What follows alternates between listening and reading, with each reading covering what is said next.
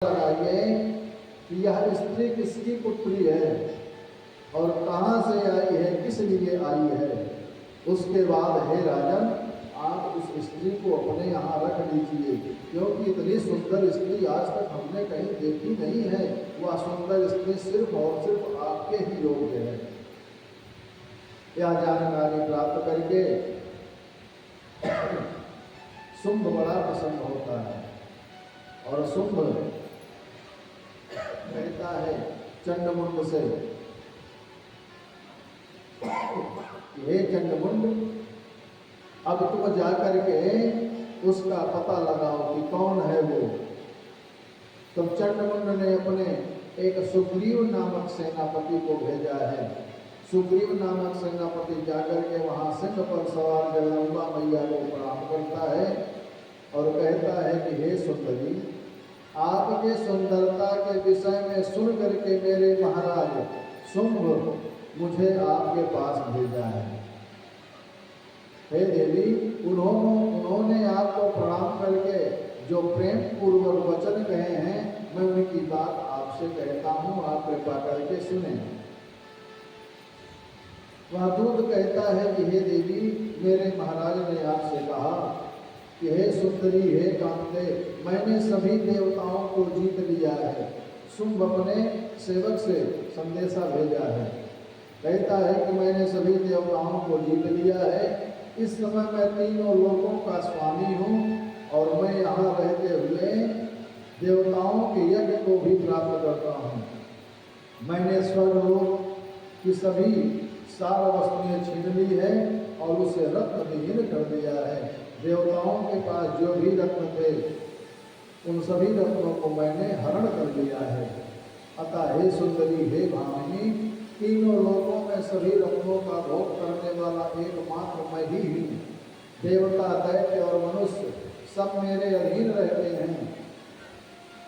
तुम्हारे गुरु ने कानों के मार्ग से मेरे हृदय में प्रवेश करके मुझे पूर्ण रूप से तुम्हारे वश में कर लिया है। अब मैं क्या करूं, मैं तुम्हारा दास बन गया हूं। शुंभ कहता है कि मैं तीन लोक का स्वामी हूँ, सब देव मेरे बस रहते हैं। अहे भामिनी, बनो नारी मेरी, सब रत्न मेरे घर रहते हैं। भगवती ने दूत की बात को सुन करके दूत से कहा कि हे दूत, तुमने जो भी कहा, तुम्हारी बात मुझे बहुत अच्छी लगी। मैं भी शुंभ के गुण को सुन करके ही यहाँ आई हूँ। शुंभ और निशुंभ की वीरता के बारे में सुन करके ही मैं यहाँ पर आई हूँ, परंतु मैं करूँ क्या? मेरे सामने बड़ी मजबूरी है।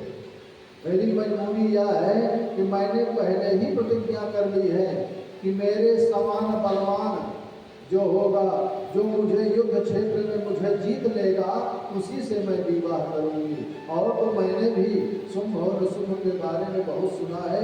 मैं उनकी रण कौशल को सुन करके ही यहाँ आई हूँ, लेकिन मैंने जो प्रतिज्ञा पहले से कर ली है, अब मैं कैसे विवाह उनसे कर सकती हूँ? जाकर के अपने शुंभ और निशुंभ से कह दो कि वे चाहे दोनों एक साथ आकर के मुझसे युद्ध करें और मुझको युद्ध में जीत लें, मुझसे विवाह कर लें, या अकेले अकेले आकर के मुझसे युद्ध करें और जो मुझे युद्ध में जीत ले वही मुझसे विवाह कर ले। अर्थात जो मेरे अभिमान को चूर्ण कर देगा, मुझे संग्राम में जीत लेगा, मेरे समान जो बलवान होगा, मुझसे बड़ा बलवान जो होगा, वही मेरा स्वामी होगा। हे दूत, जाकर के अपने महाराज से मेरी बात बता दो। दूत ने कहा कि हे कोमलांगी, तुम बहुत बलाभिमानी हो गई हो। मुझे लगता है तुम्हें अपने बल का अभिमान है, लेकिन तुमसे अधिक बलवान मेरे महाराज हैं।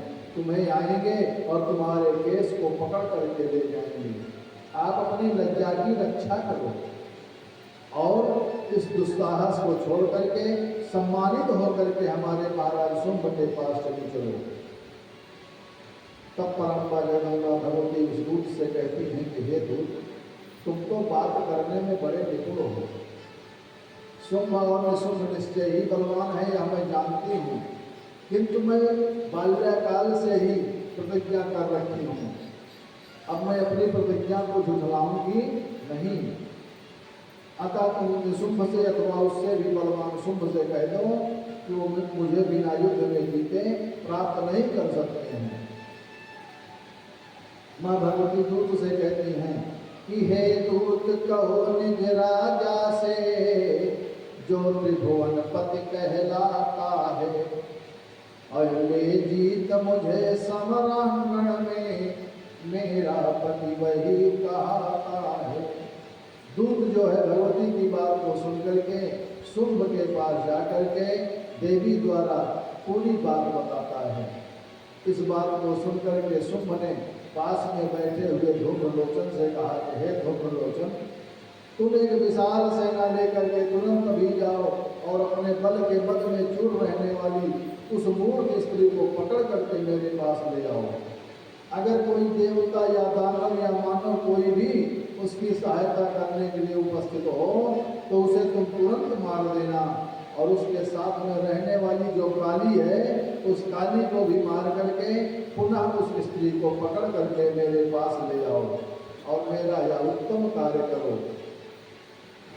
धूम्रलोचन जो है शुंभ की बात को मान करके भगवती के पास जाता है और जाकर के देवी से कहता है कि हे सुंदरी, आपको देख करके हे शुंभ तुम्हारे वशीभूत हो गए हैं, अतः मेरी कल्याणकारी बात मान करके शुंभ को स्वीकार कर लो।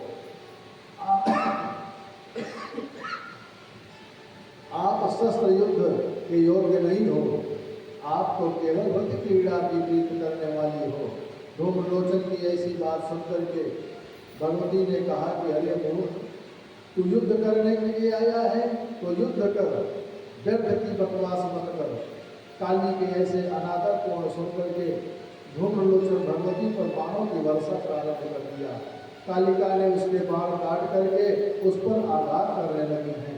काली सदृश भयंकर उस धूम्रलोचन वाणी से भगवती काली को फटकारते हुए कहा कि अरे कुरूपा, तू मुझ पर वार कर रही है। इस प्रकार जैसे ही उसने बात कहा है, माँ भगवती ने धूम्रलोचन पर अपने बाणों से वर्षा की है और धूम्रलोचन का गोविंदाय नमो नमः कर दिया। अब धूम्रलोचन के मरने का जब समाचार सुना तब शुंभ ने चंड और मुंड को युद्ध करने के लिए भेजा। चंड और मुंड भी भगवती से युद्ध करने के लिए पहुंचे हैं। चंड मुंड जाकर के भगवती से कहते हैं, अरे देवी, मेरे महाराज ने आपको प्रेम से ले जाने के लिए कहा, धूम्रलोचन को भेजा, आपने धूम्रलोचन को मार दिया। मैं आया हूँ, आपसे निवेदन कर रहा हूँ, आप चलो मेरे प्रभु के पास और उनकी दासी बन जाओ। माँ भगवती क्रोधित होकर के चंड मुंड पर वार करती हैं। चंड और मुंड भी भगवती से युद्ध करते हैं। महासंग्राम हुआ और अंत में माँ भगवती ने चंड मुंड के सिर को काट करके रुधिर पान किया है और चंड मुंड का संहार किया है। और उसी दिन से माँ भगवती का एक नाम चामुंडा भी पड़ा है। और ये चामुंडा भगवती की जय हो। इसके पश्चात चंड मुंड के मारे जाने पर शुंभ को पता चलता है कि चंडमुंड का भी संहार हो गया। अब तो शुंभ क्रोधित होकर के रक्तबीज को भेजता है। रक्तबीज से शुंभ कहता है कि हे रक्तबीज, रक्तबीज महाबाहो गच्छ त्वं समरांगणे कुरु युद्धं महाभाग यथा ते बलमाहितम्। हे रक्तबीज, तुम अपनी विशाल सेना लेकर के और विशाल भुजाओं वाले रक्तबीज अपनी विशाल सेना लेकर के युद्ध भूमि में जाओ और अपनी पूरी शक्ति लगा करके युद्ध करो। तब रक्तबीज कहता है कि हे महाराज, आपको तनिक भी चिंता करने की आवश्यकता नहीं है।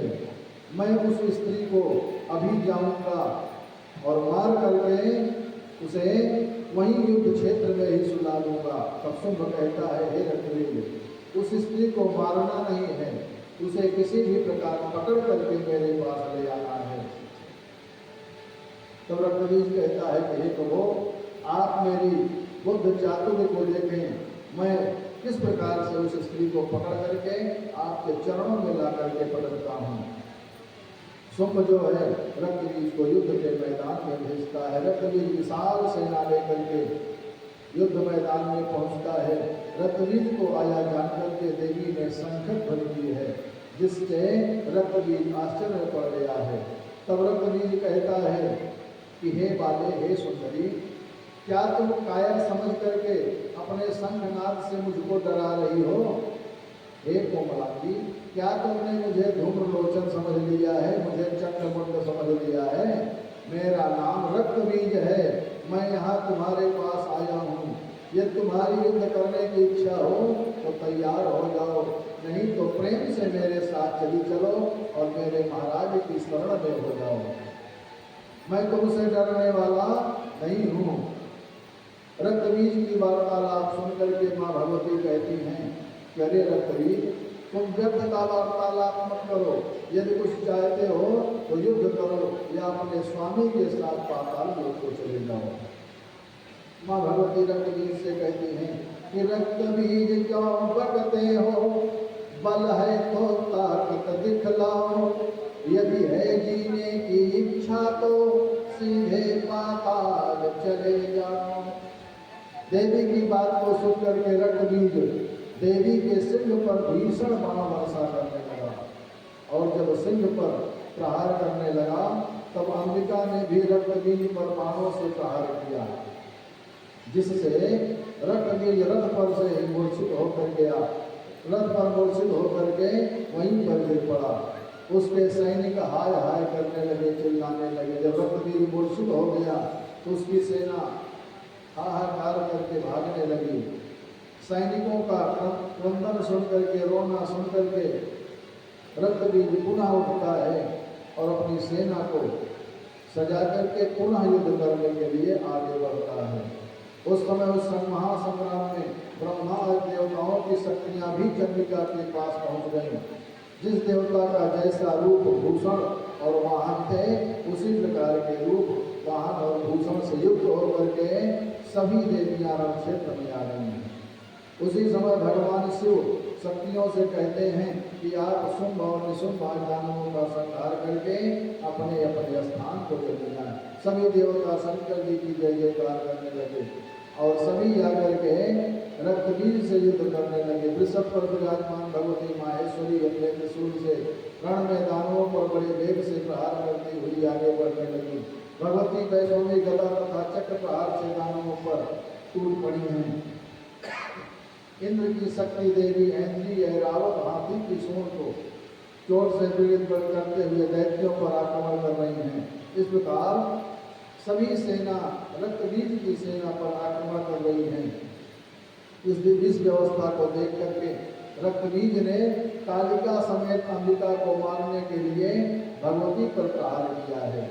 वैष्णवी शक्ति ने अपनी गदा से उसके ऊपर प्रहार किया है, लेकिन वह प्रहार विफल रहा। अब तो क्रोधित होकर के परम्बा जगदम्बा अपने चक्र से रक्तबीज को घायल कर दिया है। ऐन्द्री ने रक्तबीज पर वज्र से आघात किया और जैसे ही चक्र जो है रक्तबीज को घायल किया है, तो रक्तबीज के रक्त जितने भी पृथ्वी पर गिरे हैं, जितने बूंद रक्त पृथ्वी पर गिरे हैं, असंख्य रक्तबीज तैयार हो गए। क्योंकि रक्तबीज को वरदान था। भगवान भोलेनाथ की तपस्या करके, भोलेनाथ को प्रसन्न करके भगवान भोलेनाथ से रक्तबीज वरदान पा चुका था कि युद्ध क्षेत्र में जब वह भगवान शिव की पूजा किया और भगवान भोलेनाथ प्रसन्न हुए, तो रक्तबीज ने भोलेनाथ से पहले यही वरदान मांगा कि मैं अमर हो जाऊं, क्योंकि जितने भी राक्षस वरदान मांगते हैं अमर होने का ही वरदान मांगते हैं। भगवान भोलेनाथ ने कहा कि अमर होने का वरदान नहीं दे सकता हूँ। तो रक्तबीज ने कहा था कि हे प्रभु, फिर अगर युद्ध क्षेत्र में मेरे रक्त जितने बूंद पृथ्वी पर गिरे उतने रक्तबीज तैयार हो जाए। भगवान भोलेनाथ ने तथास्तु कहा है। आज भगवती का चक्र जो है रक्तबीज को जब घायल किया है, तो रक्तबीज के जितने भी बूंद पृथ्वी पर गिरे हैं उतने रक्तबीज तैयार हो गए हैं। परम्बा जगदम्बा भगवती ने असंख्य रक्त बीजों को देख करके अब तो विचार करने लगी अब क्या होगा। एक ही रक्त बीज इतना भारी पड़ा है तो असंख्य रक्त बीज क्या करने वाले होंगे। अब तो जितनी भी शक्तियां आई थी सभी भयभीत होने लगी कि अब क्या किया जाए। माँ भगवती रक्त बीज पर संहार करती, जितने रक्त पृथ्वी पर गिरते उतने रक्त पुनः रक्त बीज तैयार होते। अब तो विचार करने लगी और भगवती ने फिर कालिका मैया से कहा कि हे कालिका, अब आप रक्त बीज के रक्त को पान करने के लिए तैयार हो जाओ। मैं इस रक्त बीज का अंत करती हूँ और एक भी बूंद पृथ्वी पर रक्त बीज का गिरने ना पाओ। महाकाली विराट रूप धारण करके अपनी जिह्वा फैला के निकाल करके और हाथ में खप्पर लेकर के तैयार हो गई हैं और माँ भगवती अपने चक्र से रक्त बीज का संहार करना प्रारंभ किया है और एक भी बूंद रक्त बीज का रक्त जो है पृथ्वी पर नहीं गिरने पा रहा है। जितने भी रक्त हैं माँ भद्रकाली विराट रूप में सारे रक्त को पीती चली गई हैं। बोलिए माँ भद्रकाली की जय हो। और अंत में रक्त बीज का अंत हुआ है। रक्त बीज को मरा हुआ देख करके दानवों ने भयभीत होकर के भाग करके जाते हैं शुंभ के पास और शुंभ से कहते हैं कि हे महाराज, हमारे नाश करने को तो एक अंबिका ही पर्याप्त थी, अब तो उसकी सहायता करने और दानवों का नाश करने के लिए अनेक देवियां भूमि में उपस्थित हो गई हैं, कालिका भी उपस्थित हो गई है। अब क्या होगा हे प्रभु, अब हमें पाताल लोक को ही भाग जाना अच्छा है। शुंभ कहता है कि अरे मूर्खों, तुम भयभीत हो गए हो, तुम डर रहे हो कि तुम लोग पाताल चले जाओ, लेकिन मैं पाताल लोक जाने वाला नहीं हूँ। मैं अंबिका को उन सभी देवियों सहित मार सकता हूँ।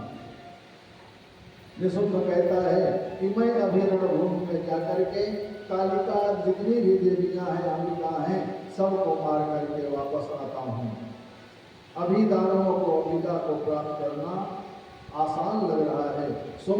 निशुंभ जो है सिंह का धनुष लेकर के संग्राम भूमि में आकर के भगवती के ऊपर बाणों की वर्षा करने लगा है। भगवती चंडिका ने भी बाण समूहों से निशुंभ को अच्छा हित किया। तब क्रोधित होकर के माँ भगवती जो है निशुंभ पर अपने बाणों से वर्षा करने लगी हैं। कालिका भी निशुंभ पर प्रहार करने लगी हैं। निशुंभ जो है कालिका पर प्रहार करने लगा है। अब तो दोनों तरफ से महासंग्राम होने लगा है। भगवती निशुंभ से कहती हैं कि हे निशुंभ, अभी भी कुछ हुआ नहीं है, अगर तू जीवित रहना चाहता है तो अभी भी पाताल लोक को चला जा। लेकिन निशुंभ जो है युद्ध कर ही रहा है। माँ भगवती हुंकार मात्र से निशुंभ पर वार करती हैं और निशुंभ का भी गोविंदाय नमो नमः कर देती हैं। बोलिए निशुंभ मर्दिनी की जय हो। अब शुंभ को पता चला कि मेरे भाई निशुंभ का वध हो चुका है।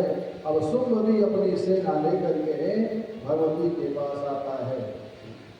शुंभ कहता है कि हे देवी, अभी भी कुछ बिगड़ा नहीं है। माँ भगवती कहती है कि अरे मूर्ख, तू कितना बड़ा मूर्ख है। तेरी सारी सेना मारी जा चुकी, तेरा भाई भी मारा जा चुका और तू कहता है कि अभी भी कुछ बिगड़ा नहीं है। क्या बचा ही है तेरे पास? तू ही बचा है और मैं तुझे भी अभी मार देती हूँ। माँ भगवती की बात को सुनकर के शुंभ जो है माँ भगवती से युद्ध करना प्रारंभ करता है। दोनों तरफ से युद्ध छिड़ता है। बहुत समय तक युद्ध हो रहा है और अंत में माँ पराम्बा जगदम्बा भगवती ने शुंभ को भी मार गिराया है। शुंभ का भी अंत किया है। बोलिए निशुंभ शुंभ मर्दिनी की जय हो। और शुंभ और निशुंभ का वध हुआ, सभी राक्षसों का वध हो गया। अब सभी देवता प्रसन्न हो गए और प्रसन्न होकर के माँ भगवती की जय जयकार करने लगे हैं। सभी देवता माँ अम्बा की जय जयकार करने लगे। बोलिए महिषासुरमर्दिनी की, बोलिए चंडमुंड मर्दिनी की, बोलिए निशुंभ निशुंभ मर्दिनी की जय हो। सभी देवता परम्बा जगदम्बा की स्तुति करने लगे हैं। अम्बे रानी तुम्हारी जय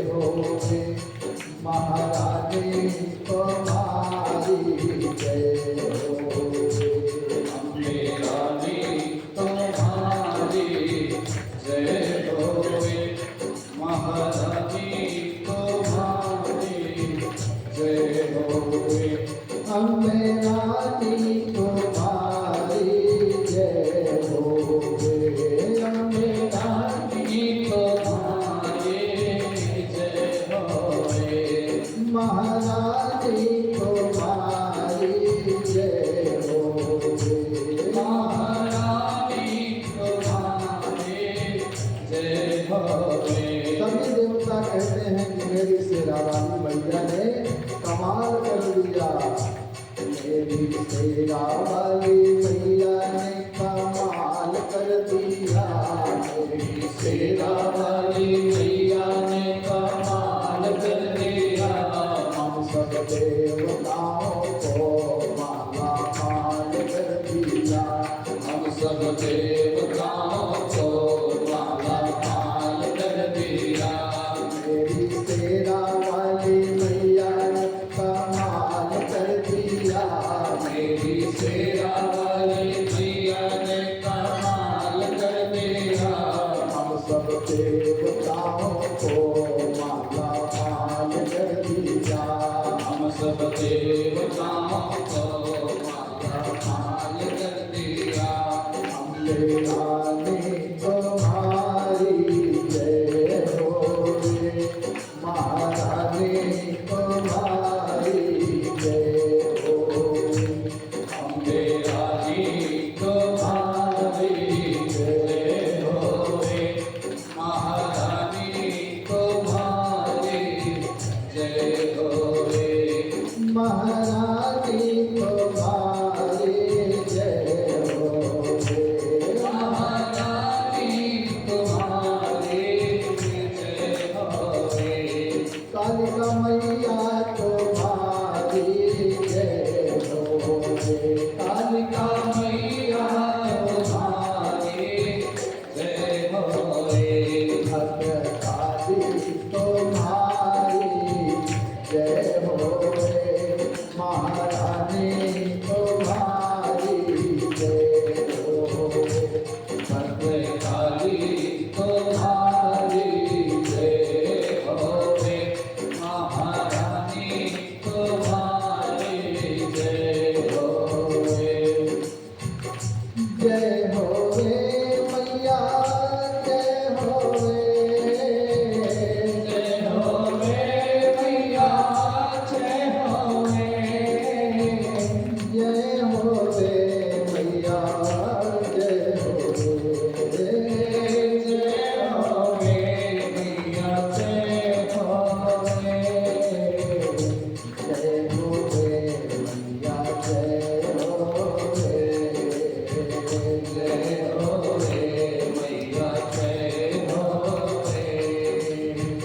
जय होवे मैया जय होवे। जय होवे मैया जय होवे। जय होवे मैया जय होवे। जय होवे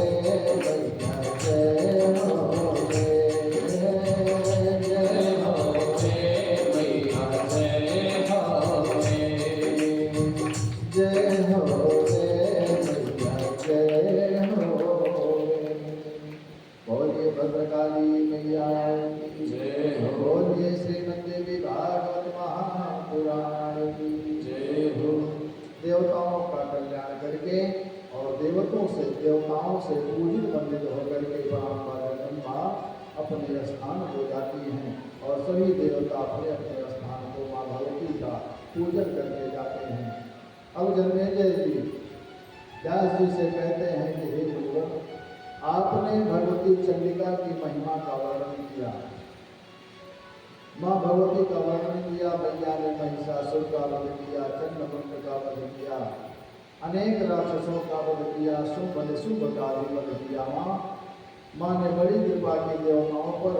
अब जन्मेजय जी व्यास जी से कहते हैं कि हे ईश्वर, अब आप यह बताने की कृपा करें कि इसके पहले माँ भगवती को और किस भक्त ने प्रसन्न किया था और किसने आराधना की थी। प्रसन्ना कस्य वरदानेन प्राप्तं फलं महत् आराध्य कामदां देवी कथयस्व कृपामुधे।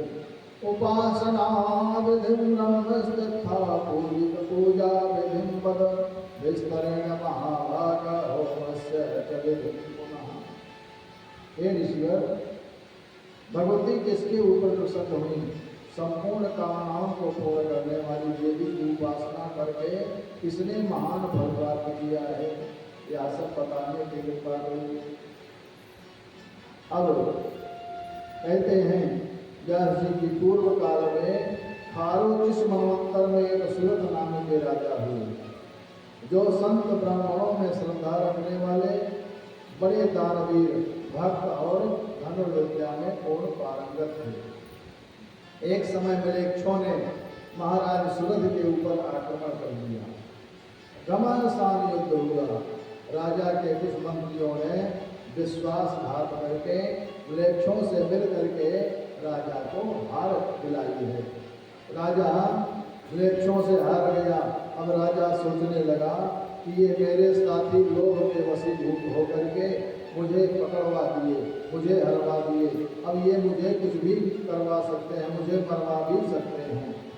इस प्रकार अपने मन में भली भांति विचार करके अत्यंत दुखित होकर के राजा सूरत घोड़े पर आरूढ़ होकर के अकेले ही नगर से निकल पड़े। वे बिना किसी सहायक को साथ लिए ही नगर से बाहर निकल करके एक घने जंगल में चले गए। प्रतिभा संपन्न राजा सूरत मन में विचार कर रहे हैं कि अब मुझे कहाँ चलना चाहिए। तपस्वी सुमेधा का पवित्र आश्रम यहाँ से मात्र 3 योजन की दूरी पर है। यह जान करके राजा सूरत उन्हीं तपस्वी सुमेधा के पवित्र आश्रम में पहुँच गए। घोड़े पर होकर सवार राजा जंगल में आए हैं, और जहाँ मुनि सुमेधा रहते थे उस ही आश्रम में आए हैं। राजा सूरत जो है सुमेधा मुनि के आश्रम में जाकर के उनके चरणों में बारंबार प्रणाम करते हैं। मुनि ने राजा को धीरज बढ़ाया है और परिचय पूछा है। राजा ने अपना पूरा परिचय व अपना पूरा कष्ट सुमेधा मुनि को बताया है और सुमेधा मुनि से कहा कि हे शरणागत वत्सल, मुझे शत्रुओं से भारी भय है, आप मेरी रक्षा करिए, मैं आपकी शरण में आया हूँ। सुमेधा ऋषि कहते हैं कि हे राजन, आप इस आश्रम में आ गए हैं तो आप निर्भीक होकर के यहाँ रहिए। मेरी तपस्या के प्रभाव से यहाँ आपको कोई भय नहीं होगा। सूरत महाराज सुमेधा ऋषि के आश्रम में रहने लगे, परंतु जब उनको अपने नगर राज्य की याद आती तो बड़े चिंतित होते। एक दिन राजा एक वृक्ष के नीचे चिंतित होकर के बैठे थे। तभी वहां पर एक विषादग्रस्त वैश्य आ गया, एक चिंतित वैश्य आ गया। राजा ने उस वैश्य का परिचय पूछा और उदासी का कारण पूछा। तो राजा के मधुर वचनों को सुन करके वैश्य दीनता भरे वचन कहने लगा। वैश्य कहता है कि हे मित्र, मैं वैश्य जाति में उत्पन्न हुआ हूँ और मेरा नाम समाधि है। मैं धर्मान, धर्म कार्यों में निपुण, सत्यवादी और ईर्ष्या से रहित हूँ। मैं किसी पर ईर्ष्या नहीं करता हूँ। फिर भी धन के लोभी और कुटिल स्त्री पुत्रों ने मुझे घर से निकाल दिया है। उन्होंने मुझे कृपण कह करके मुझे अपने घर से बाहर कर दिया है। अतः अपने कुटुंबियों से त्यागा हुआ होकर के मैं अभी अभी वन में आया हूँ। हे भी आप कौन हैं? मुझे बताएं, आप भाग्यवान जैसे लगते हैं, आप भाग्यवान प्रतीत होते हैं। राजा सूरत ने भी अपना पूरा परिचय बताया है कि मैं भी राज्य से विहीन तथा शत्रुओं से सताया हुआ हूँ। आप भी अपने परिवार वालों से तिरस्कृत होकर के यहाँ आए हो। हम दोनों का एक ही हाल है। विपत्ति में हम दोनों फंसे हुए हैं। हम दोनों यहाँ अपने कष्ट का समय व्यतीत करने के लिए आए हैं। समाधि वैसे कहता है कि हे राजन, यहाँ आकर के भी मुझे घर, पत्नी, पुत्र और अपने स्वजनों को देखने की चिंता सता रही है। अब एक दिन राजा सूरत और समाधि वैसे दोनों सुमेधा ऋषि को प्रणाम करते हैं और राजा ऋषि से कहते हैं कि हे मुनिवर, मेरे मित्र अपने परिवार से त्यक्त हुए हैं, दुखी हैं और मैं राज्य से निकाला हुआ हूँ। राज्य मेरा छिन गया है और मैं कष्ट से दुखी हूँ। हमें रात में नींद भी नहीं आती है। आप हमारे इस मोह को दूर करिए तो हो। महर्षि सुमेधा राजा की करुणा भरी विनती सुनकर के कहते हैं कि हे राजन, मोह सकल व्याधिन कर मूला, अतिन ते मुनि उपजनि बहु सूला।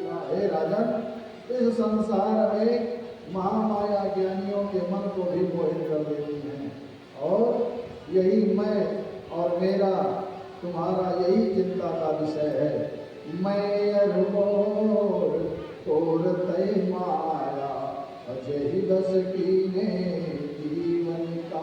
हे राजन, यही मोह माया में ही फंस करके जीव जो है सदैव परेशान रहता है। अतः हे राजन, अगर सुख की प्राप्ति चाहते हो तो माया से दूर हट जाओ, राज्यपाट का चक्कर छोड़ दो, जो राज छिन गया उसे भूल जाओ। आप ही भगवती की स्तुति करो और वही आपके सभी कष्टों को दूर करे। केवल और केवल पराम्बा जगदम्बा की स्तुति करो, वही भगवती सबका संकट दूर करने वाली है। अब इसके बाद दोनों ने महर्षि सुवेदा के चरणों में प्रणाम किया है और नित्य नियम से उस आसन पर बैठ करके 1 वर्ष तक फलाहार से, दूसरे वर्ष में सूखे पत्ते खा करके जप ध्यान करने लगे हैं। महर्षि सुवेदा की बात को मान करके वैश्य और राजा दोनों भगवती की आराधना करने लगे हैं। एक दिन स्वप्न में जगदम्बा का लाल वस्त्र पहने हुए दर्शन किया दोनों ने, लेकिन माता के प्रत्यक्ष दर्शन लालसा में अपने शरीर को ही त्यागने का विचार बना करके हवन कुंड में दोनों अपने शरीर को काट काट करके हवन करने लगे। जब पूरे शरीर को ही स्वाहा करने को उद्यत हुए तो पराम्बा जगदम्बा देवी उनकी तपस्या से प्रसन्न होकर के प्रत्यक्ष दर्शन देकर के उनसे कहती है कि हे राजन सुरथ और हे वैश्य, मैं तुम्हारी तपस्या से प्रसन्न हूँ, वरदान मांगो। उनके इस वचन को, भगवती के वचन को सुन करके प्रसन्न मन वाले राजा ने उनसे कहा कि हे माँ, बलपूर्वक मैं शत्रुओं का नाश करके अपना राज्य प्राप्त करूँ। इतनी तपस्या करने के बाद भी अभी राज्य प्राप्त करने की इच्छा राजा के मन में बनी ही हुई है। मुझे आज यह वरदान दीजिए। तभी देवी ने उनसे कहा कि हे राजन, इतनी तपस्या करने के बाद भी अभी तुम्हारे मन में यही लालसा है राज्य प्राप्त करने की, तो ठीक है, अपने घर जाओ। तुम्हारे शत्रु क्षीण बल वाले होकर के पराजित हो जाएंगे, तुम्हारे मंत्री गण आकर के तुम्हारे पैरों पर गिरेंगे। अब आप अपने नगर को जाओ और सुखपूर्वक राज्य करो। अपने विस्तृत साम्राज्य का 10,000 वर्षों तक शासन करके देह त्याग के बाद सूर्य से जन्म प्राप्त करके तुम सावर्ण मन हो जाओगे। अभ्यास जी कहते हैं कि शुद्ध हृदय वैश्य कहता है कि हे माँ, मैं आपके सामने हाथ जोड़ करके खड़ा हूँ।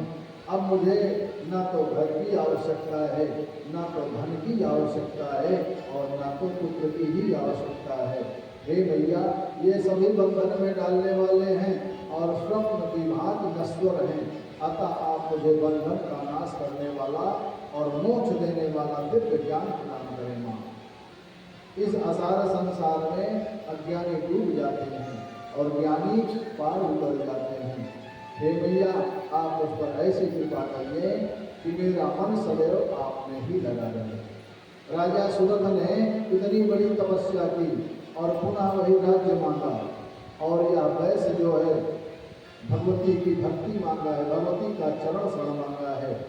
और माँ भगवती प्रसन्न होकर के वैश्य को वरदान देती हैं कि हे वैश्य, तू श्रेष्ठ है, तुम्हें ज्ञान प्राप्त हो और तू निश्चित ही मेरे चरण शरण में बना रहे।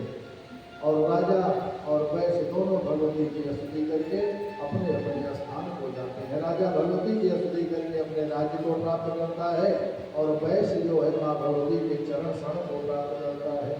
दोनों माँ भगवती के चरण शरण में हैं। अम्बे रानी तुम्हारी जय हो, अम्बे रानी तुम्हारी जय हो, महारानी तुम्हारी जय हो, महारानी तुम्हारी जय हो, जय हो रे मैया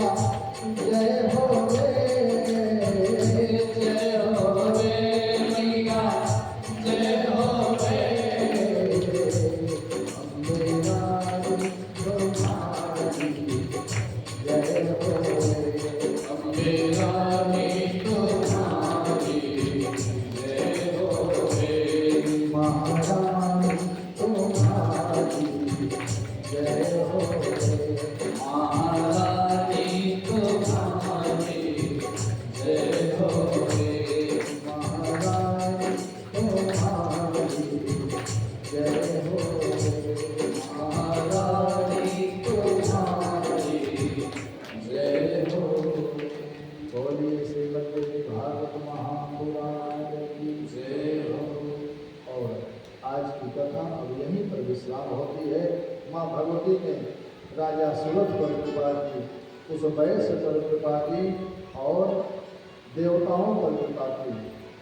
आइए बड़े भक्ति भाव से हम सभी भक्तजन मिलकर के भगवत नाम संकीर्तन करने का प्रयास करते हैं। उसके पश्चात से हनुमान चालीसा का पाठ, फिर आरती और प्रसाद। आरती और प्रसाद लेकर के ही सभी भक्तजन अपने अपने प्रसाद हो जाएंगे। आइए बड़े प्रेम से श्री राम जय राम जय जय राम, श्री राम जय राम जय जय राम, श्री राम जय राम जय जय राम, श्री राम जय राम जय जय राम, श्री राम जय राम जय जय राम, श्री राम जय राम जय जय राम,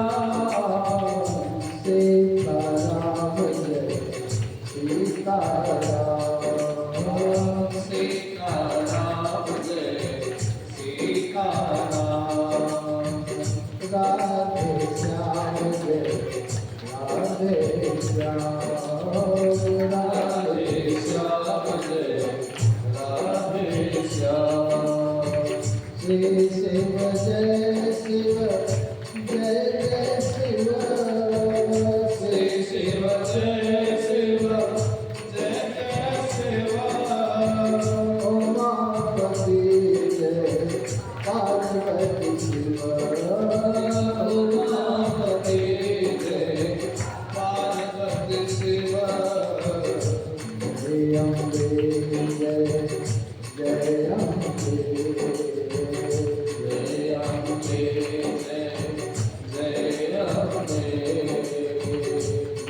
जननी जय जय अम्बे,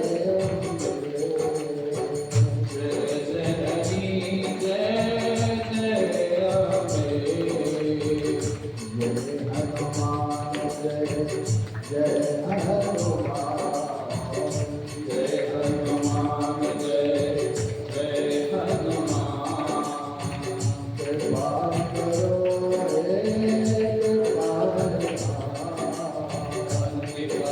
करो हे कृपा श्री राम जय राम जय जय राम, श्री राम जय राम जय जय राम, सीता राम जय सीता राम, सीता राम जय सीता राम, सीता राम जय सीता राम, सीता राम जय सीता राम, साधक कहते हैं कि हे प्राणियों, भगवान में अपने मन को लगाओ और जो भी आशा रखो भगवान से रखो, राम जगन्नाथ भगवती से रखो। इस संसार के लोगों से आशा करने की आवश्यकता नहीं है। यह संसार जो है सिर्फ और सिर्फ स्वार्थ रखता है। कोई भी आपसे प्रेम करता है तो सिर्फ स्वार्थ से ही प्रेम करता है। इसलिए संसार से आशा रखने की आवश्यकता नहीं है।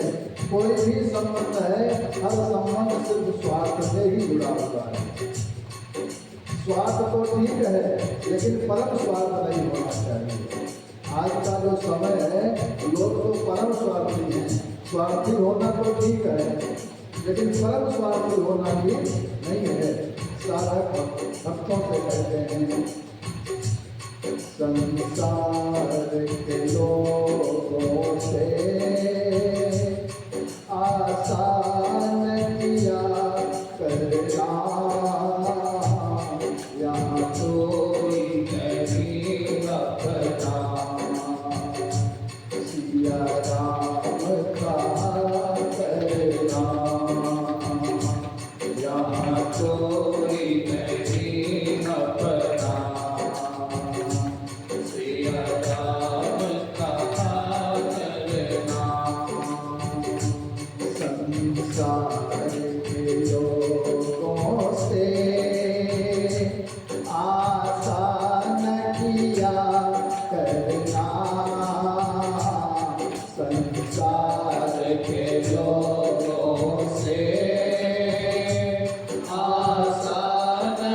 किया करना। यहाँ कोई नहीं अपना, सिया राम का करना। यहाँ कोई नहीं अपना, सिया राम का करना। जीवन के समुद्र में तूफान भी आते हैं। जीवन के समुद्र में तूफान भी आते हैं। जो प्रभु को भजते हैं, प्रभु आप बचाते हैं। जो प्रभु को भजते हैं, प्रभु आप बचाते हैं। प्रभु आप ही आएंगे, तुम याद किया करना। यहाँ कोई नहीं अपना, सिया राम का करना। संसार के लोगों से आसान किया करना। यहाँ कोई नहीं अपना, सिया राम का करना। मत भूल अरे बंदे, यह देश बेगाना है। मत भूल अरे बंदे, यह देश बेगाना है। इस दुनिया में आकर वापस तुझे जाना है। इस दुनिया में आकर वापस तुझे जाना है। माया के चक्कर से दिन रात बचा करना। माया के चक्कर से दिन रात बचा करना। यहाँ कोई नहीं अपना, सिया राम का करना। यहाँ कोई नहीं अपना, सिया राम का करना।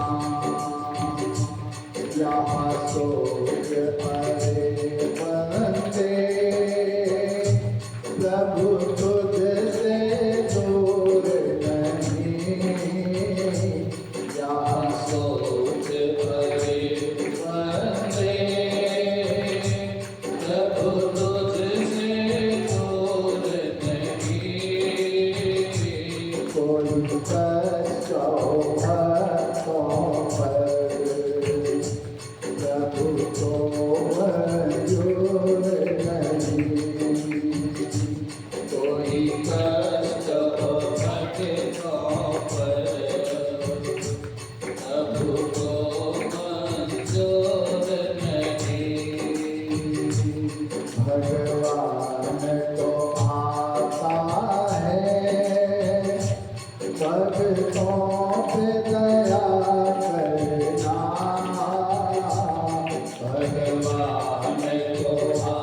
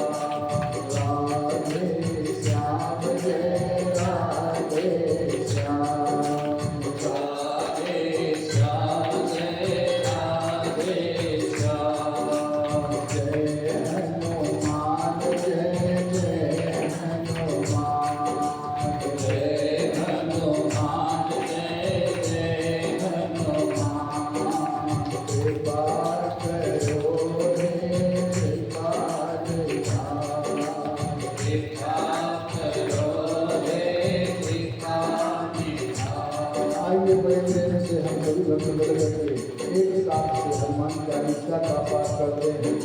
जहाँ तक आवाज पहुँच रही है सभी भक्तों से निवेदन है कि जो जहाँ पर है वहीं से हनुमान चालीसा का पाठ करें और अपने जीवन को धन्य बनाने आगे बढ़े।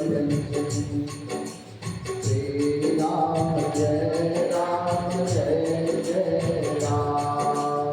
श्री राम जय राम जय जय राम। सीता राम जय सीता राम।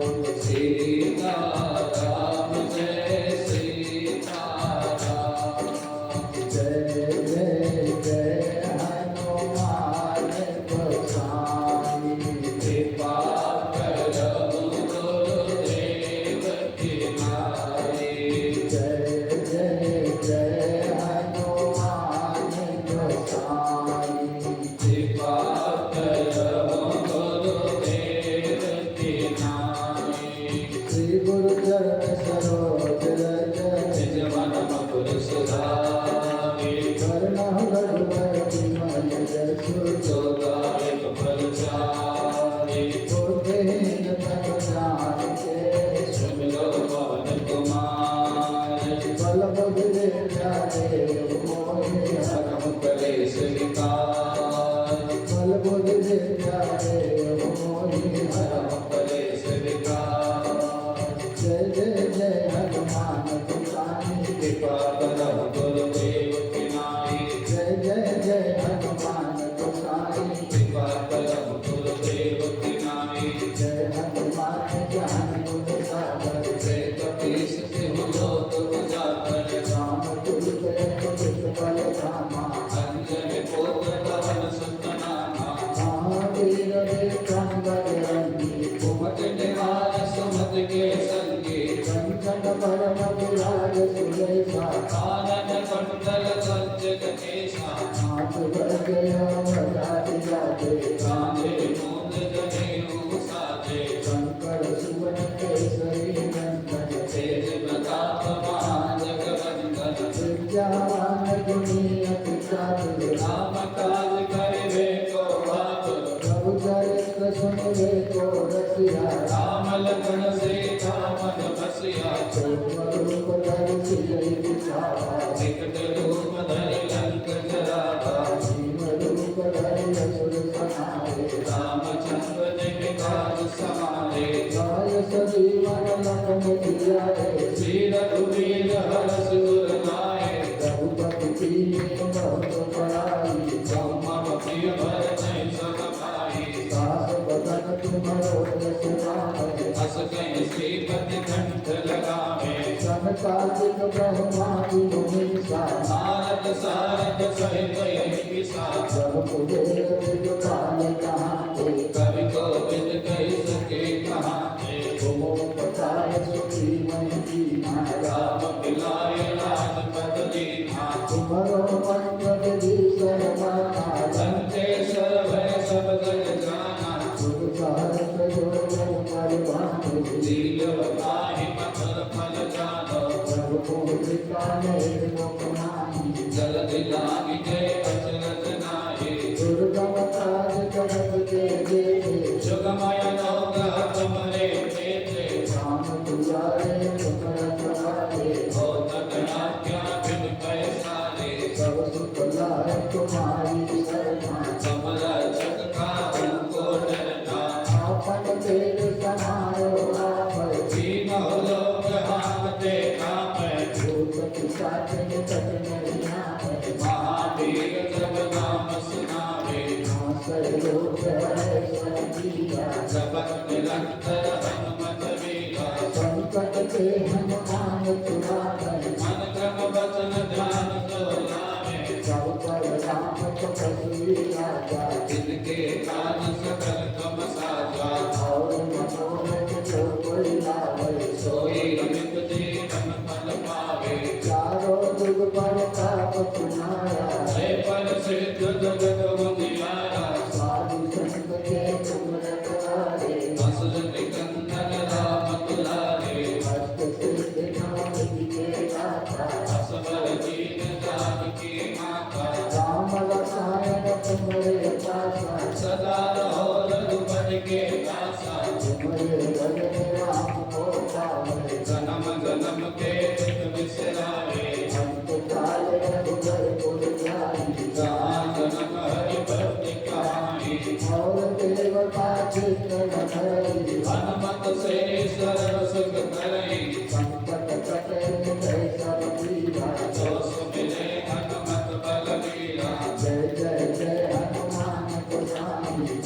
करम गुरुदेव की नाई। जो सतबार पाठ कर कोई, छूटहि बंधु महासुख होई। जो कर पढ़े हनुमान चालीसा, होय सिद्ध साखी गौरी सा। तुलसीदास सदा हरिचेरा, कीजे नाथ हृदय महाडेरा। जय जय हनुमान गोसाई कृपा करो